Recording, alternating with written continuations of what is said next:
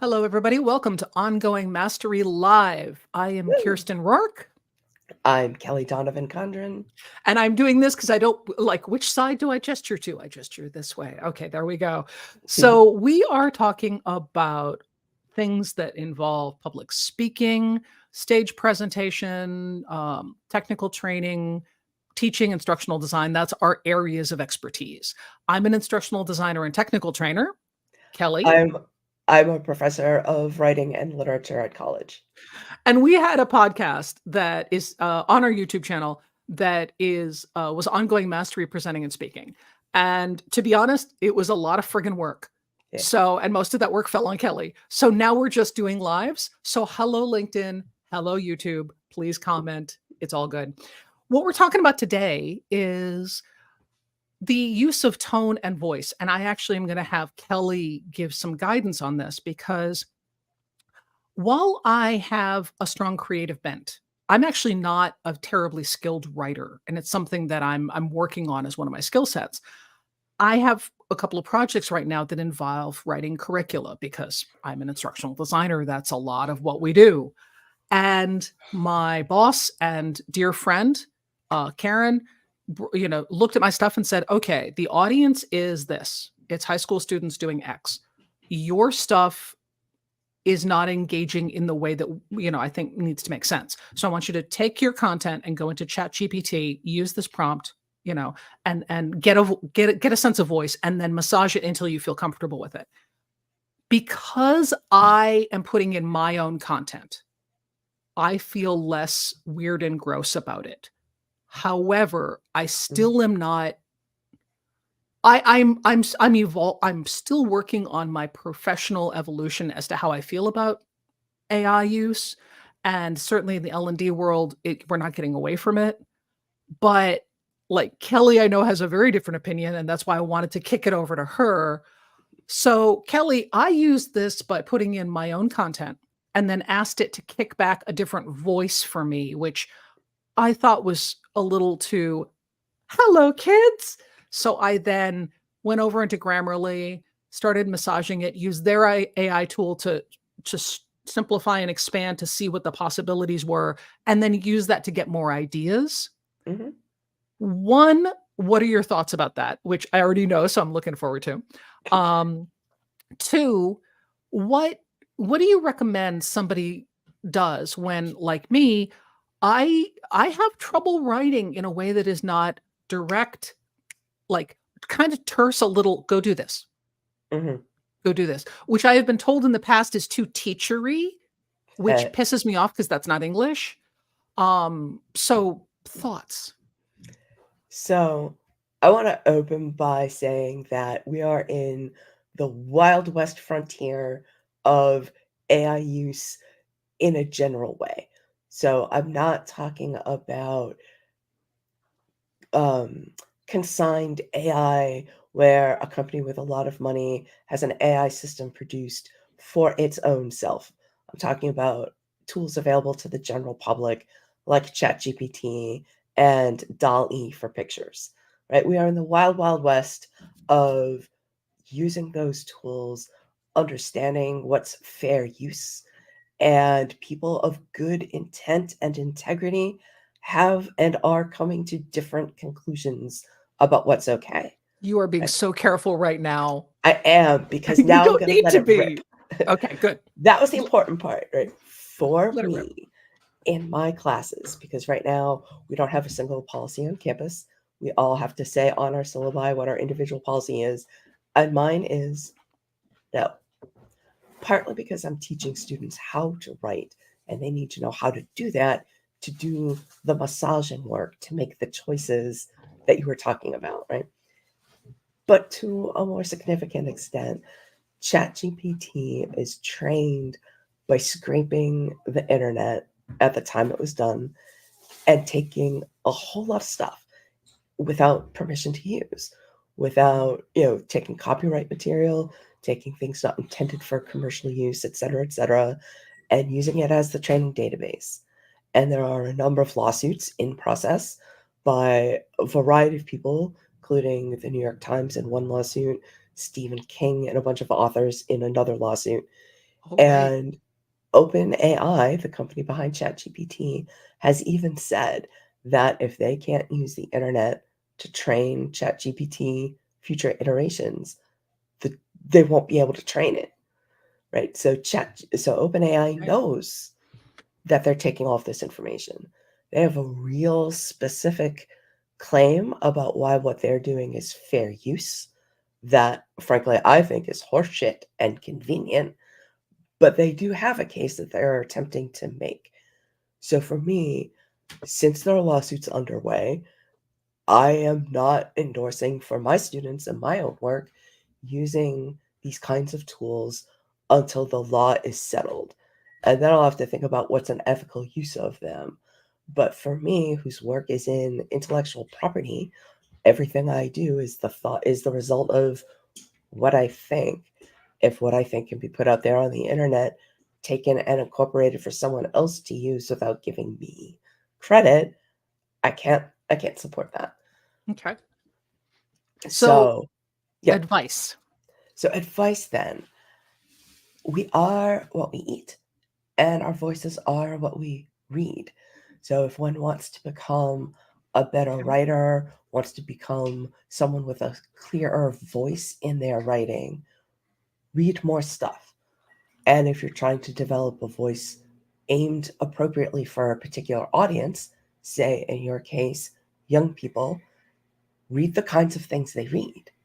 Read the kinds of things that are written for them so that you get a better ear for language aimed at that audience. Okay. So, if you are looking to write to, let's just say you're developing a curriculum for middle schoolers versus a curriculum aimed at college students, read the kinds of things that college students read. Read the kinds of things that are developed for middle schoolers, right? Or take in other forms of media and entertainment, Okay. right? So that, I'm gonna jump in for a second. yep. Um, one of the problems I have, and I know I'm cutting you off, so I apologize, but I want to get the point while you're making it right here. Mhm. One of the problems I have with especially the going to an earlier population, a younger population demographic in my work, is that a lot of the stuff written for them, I feel like is condescending as hell. Yeah. So I just please incorporate that into what you're saying because part of the problem is that I read a lot of stuff that's written for teens and I'm like, you don't need to talk to them like that. So my question back to you is that a you problem? Because if that material has been developed with sound childhood development pedagogy and understanding of psychology, Okay. just because it strikes you as condescending as hell doesn't mean it is, or even if it is, doesn't mean it's incorrect. So, for example, ask your teen. If your teen's like, yeah, it's fine, then actually it's fine. Okay. I do that with my teen all the time. And I mean, granted, I raised my own best audience, but she will You tell totally me, did. yeah, she will tell me when I'm wrong. She will tell me when, yeah, that's actually not what your students are going to understand. So don't necessarily go by your own sense of it if you are far removed in age or experience from the audience whose voice you need to be able to speak to. Okay. Yeah, the problem I have with incorporating Brendan is that, as you know, his response is going to be the Minecraft villager sound, which Mm. is uh, like that's a, I would be better off reaching out to Maeve, reaching out to your kid and saying, "Okay, give me what you think." And then I know I would get like the full breakdown. Um In which case, developing a cohort, I mean, this for a one-off project, maybe you don't do this, but were it a regular thing and you needed yeah. to develop your writerly voice for this ongoing relationship with an audience. If you were on a 5-year contract, all of the work aimed at this age demographic, yeah, you're going to need to develop a beta test group of reliable teen voices Okay. to kind of run things by for, does this resonate? I like it. I like Yeah. it. Okay. So in the short term, what what I think I'm doing that is a mistake, and I want to throw this to you and see what you think, Yeah. is that one of the reasons I'm finding it hard to write the material in a more salesy, more pull them in, you really want to do this, it's going to be exciting kind of way, is that I am not one of the jobs of an instructional designer is to get into the head of the audience and to Hmm. look at it from their perspective, which Hmm. I've been able to do with my populations that I've been writing for, but they're all in the adult sphere.